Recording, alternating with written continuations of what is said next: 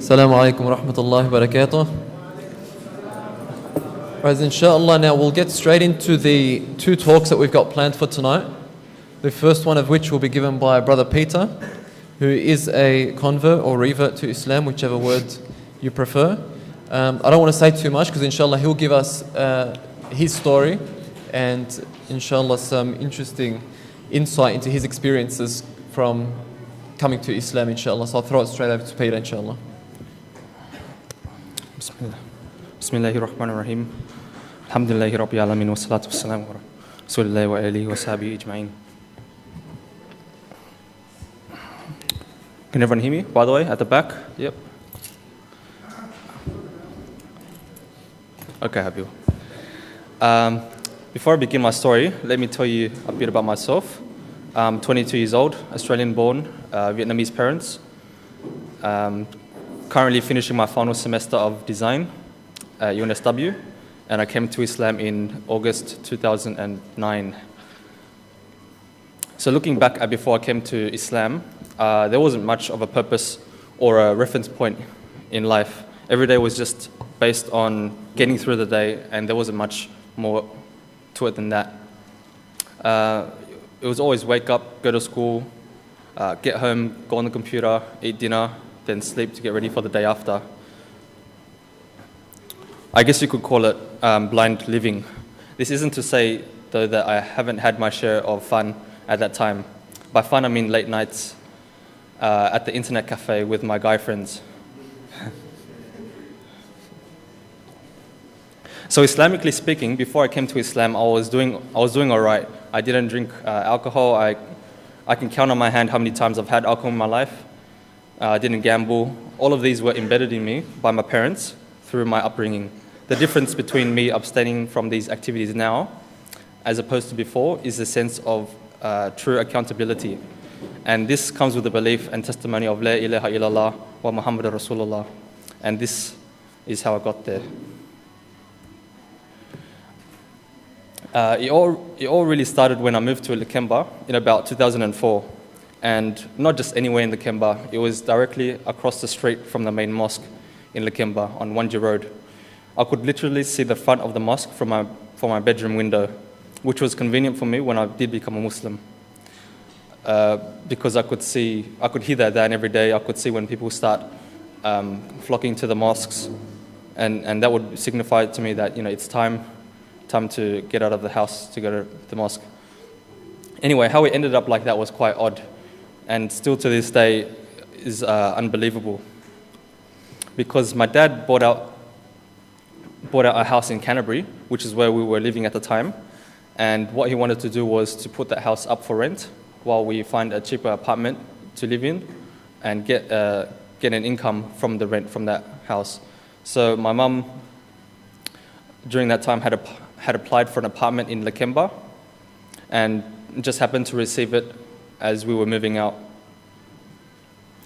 So a week after we settled into our house at Lakemba, a stranger knocked on our door and wanted to trade houses. So we were interested, so we checked out what he had to offer, and he had a townhouse, double-story, tiles, modern stairs, spacious garage.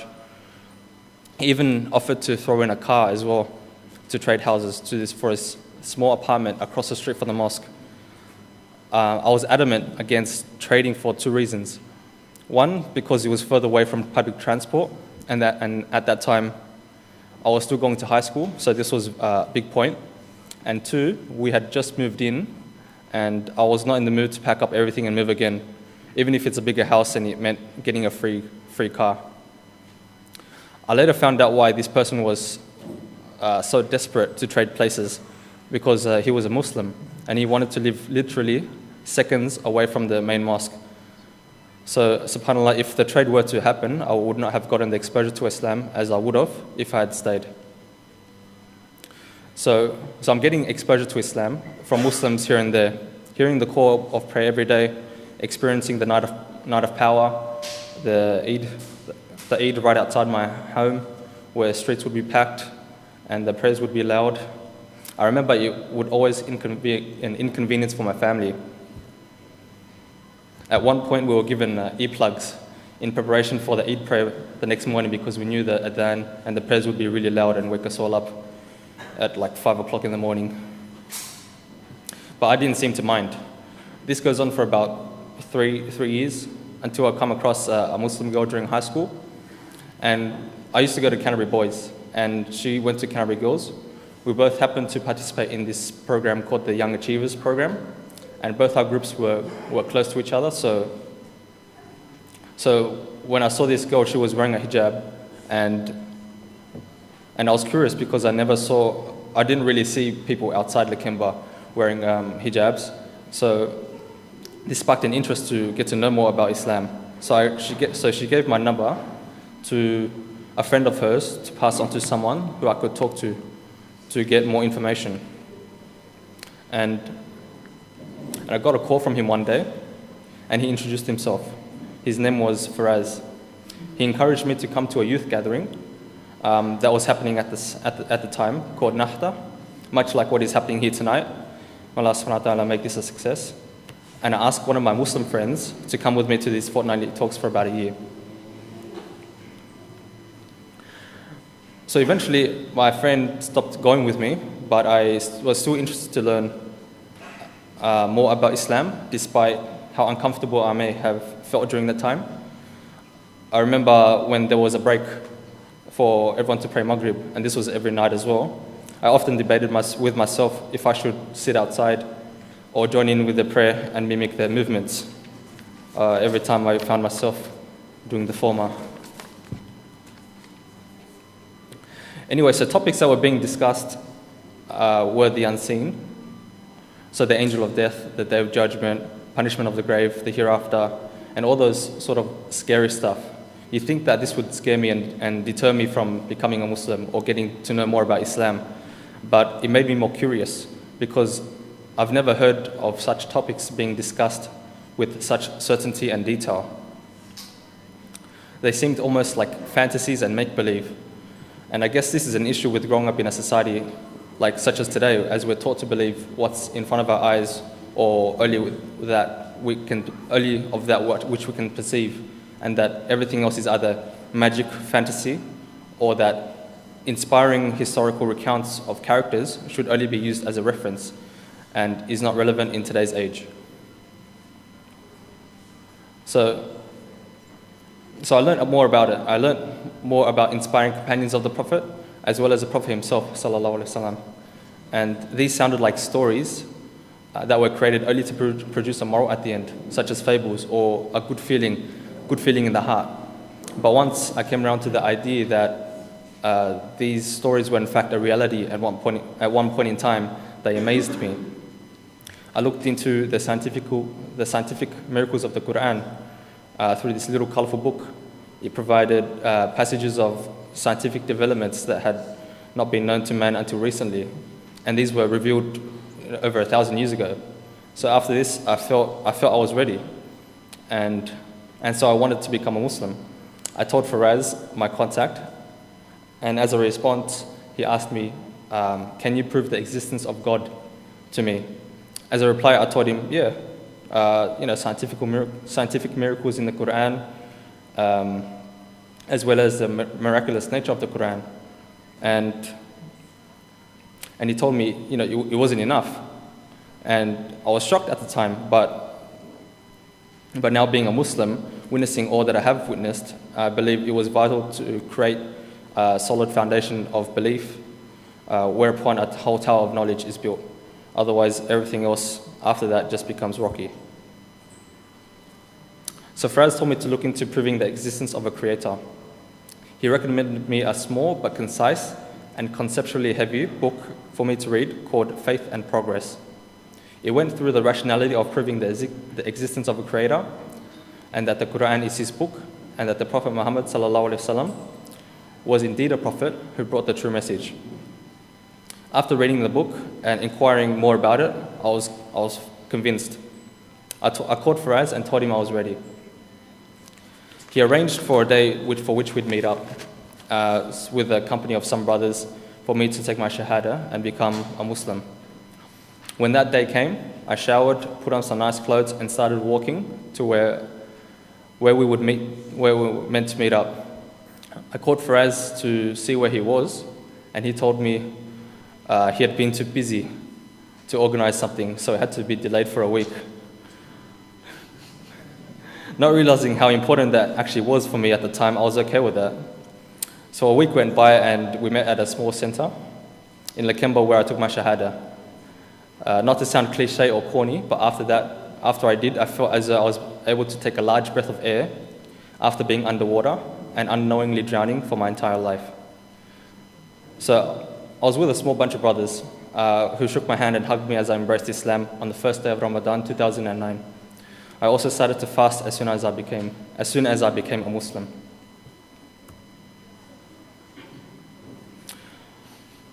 So after all the hugs, I began walking home. I was feeling over the moon, ecstatic, happy, on a high, whatever you want to call it. I was feeling invincible, as they say. I got home and I saw my mum sitting on the couch. She says, "You know, the Muslims have started fasting." And I said, "Yeah, I am too." And she said, "Wait, you're not a Muslim?" I said, "Yeah, I am. I became one today." In hindsight, I probably could have dealt with that in a much better way, but I was just feeling happy at that time. Frazzled and wondering where all this came from, she stayed silent. I thought that this would be the end of it. So I walked to my room. Oh, how wrong I was. So I hear my mum getting up as I walked to my room, so I stopped. My mum I turned around. She says, "You can't be a Muslim." I asked, "Why not?" She said, "Because only Arabs can be Muslims." I replied, "No, Islam is for everyone." She said, "You have to be a Buddhist because I'm Vietnamese and you're Vietnamese and because you're my son." I disagreed. It went on for a little while longer and ended up with me walking to my room. After a short while, she brought food to my table and told me to eat it. I told her that she knows that I can't eat it because I was fasting. I told her that I couldn't, even when she threatened to kill herself if I did not eat the food and renounce Islam. At this point, I was adamant on staying firm on the truth, because when I realized, and was convinced of a reality or a truth, I believe that I'm compelled to act as a response to that reality or truth, despite any circumstances that may befall. So weeks go by and I'm trying to stay away from home while I'm fasting. It works for a while, but eventually there's a day where it's just me and my mum at home. My mum and I at home. It was still Ramadan, so I was still fasting, and it wasn't a fun day. So I asked if she could take me to Officeworks because I needed to buy some stationery, and I wasn't able to drive at that time. And it was quiet on the way there up until we were leaving Officeworks. She said, "Under my roof there can only be one religion, and that religion is Buddhism." I replied, "If that's the case, then what if I move out?" She replied, "Move out, where will you go? Who will take care of you?" She asked, "I will go to any place that allows me to practice Islam." She stayed quiet the whole time, the whole ride home.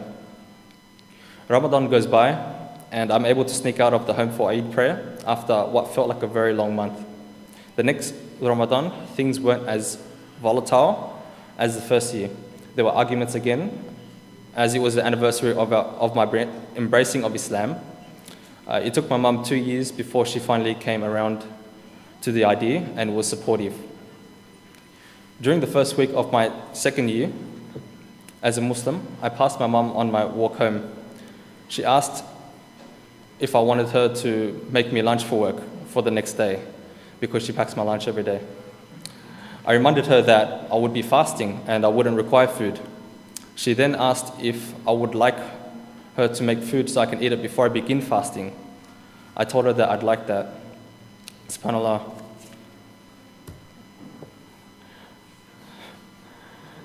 So one of the things that I truly love about Islam, so now my mum's happy with how I am with Islam, alhamdulillah. And one of the things that I truly love about Islam, as well as one of the reasons that kept me going back to Nahda, was the sense of brotherhood.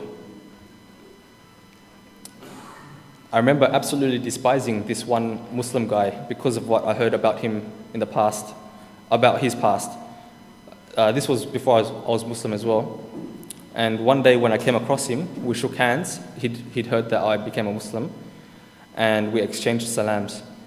I felt as though all of the hate for this guy poured out from my heart when I shook his hand. I loved him as a brother in Islam for the sake of Allah subhanahu wa ta'ala. And this would be no different as well to those around the world. The bond of Islam is what connects all of us, so much so that if something is happening to our brothers and sisters overseas, it should instill a reactionary feeling inside of us as if it were happening to our own family.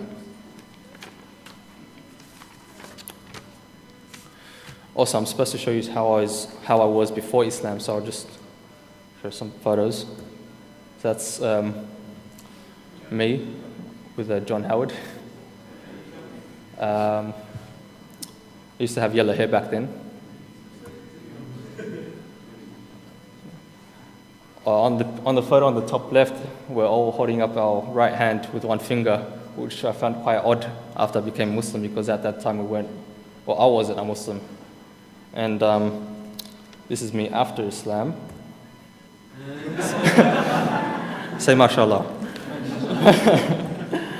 But anyway, to conclude, if there's anything that I learned from my experiences that I want to share, it's to stay firm in the advent of adversity, act in a way that is in accordance to Islam, and refer to Islam for any problem. To surround yourself with brothers who are firm on their deen. This will help you stay grounded, as well as keep your objectives as a Muslim in perspective. Dhikr, it helps to refrain from sin, but also to boost iman, and that reverts are individuals. So each one has a unique guidance to Islam and unique tests as a result, and because of this, dawah to non-Muslims should have a tailored and individual feel. So we ask Allah subhanahu wa ta'ala to keep us all firm on Sirat al-Mustaqim, to adhere to His deen, to fulfill and to work for His deen to the best of our abilities, and for His deen to encompass the earth and its inhabitants. Ameen ya Rabbi al-Alameen. Wassalamu alaikum wa rahmatullahi wa barakatuh.